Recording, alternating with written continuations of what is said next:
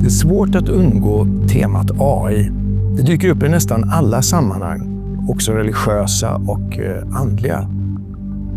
Många är med rätta oroliga över vad denna teknologi kommer innebära för arbetsmarknaden, tilliten mellan människor, men även för krigsföring och politiken.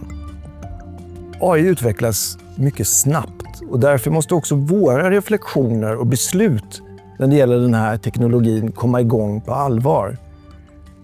Det innebär också att katolska kyrkan, precis som alla andra kristna samfund, religioner och livsåskådningar, måste förhålla sig till vad artificiell intelligens är och vad dess utveckling troligtvis kommer att innebära, hur svårt det än är att sia om framtiden.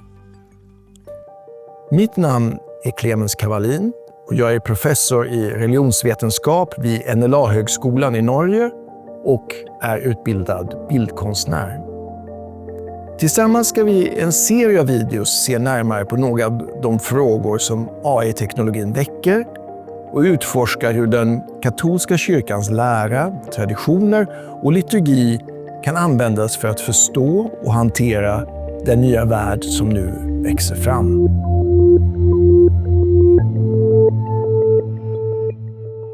Dessa videos är främst riktade till troende kristna så att de vågar ställa de svåra frågorna om AI och dessutom få inspiration att också se på de andliga och religiösa aspekterna av denna stora sociala transformation. Men jag tänker även att för dig som inte är troende eller som inte vet vad du ska tro, kan det vara värdefullt att fundera lite över vad AI innebär för de riktigt stora frågorna. Inte bara för programmerares framtida karriärmöjligheter och hur svårt det har blivit med textinlämningar i skolan.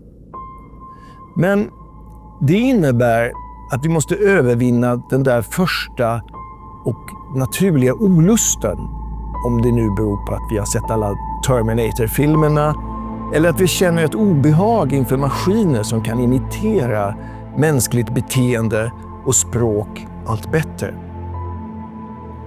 Det är därmed nödvändigt att fundera över vad det unikt mänskliga faktiskt är. Min tanke är att det bästa sättet att göra detta är med glimten i ögat, ungefär som ett barn som utforskar naturen. Vi måste våga leka, pröva, vrida och vända både på själva teknologin men också på idéer och tankar om vad ett genuint gott mänskligt liv och samhälle innebär.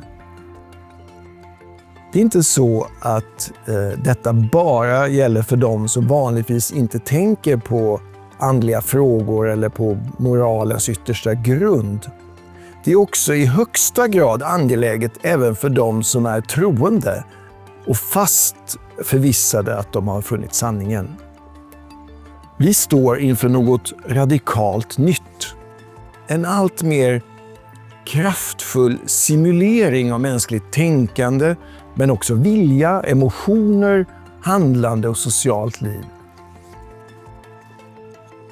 Även kommer vi att möta materiella, artificiella kroppar, det vill säga robotar, och avancerad bioteknologi som gör att det konstlade och det naturliga allt mer kommer flätas in i varandra.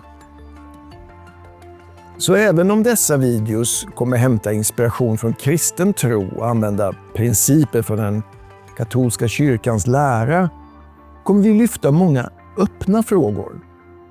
Det finns helt enkelt inte en kristallklar avdelning i den katolska kyrkans sociallära för AI. Det är ett work in progress. Så min inbjudan till er är främst att våga ställa de större frågorna som AI aktualiserar och inte tveka att använda alla de resurser som den flera tusen år gamla judisk-kristna traditionen erbjuder. På samma sätt måste hinduiska, buddhistiska och muslimska tänkare och alldeles vanliga troende använda sina religiösa traditioner för att formulera förnuftiga och andligt fruktbara svar på det som verkar bli en av de absolut största utmaningarna för mänskligheten de kommande åren. Vi ses i nästa video på temat AI och kreativitet.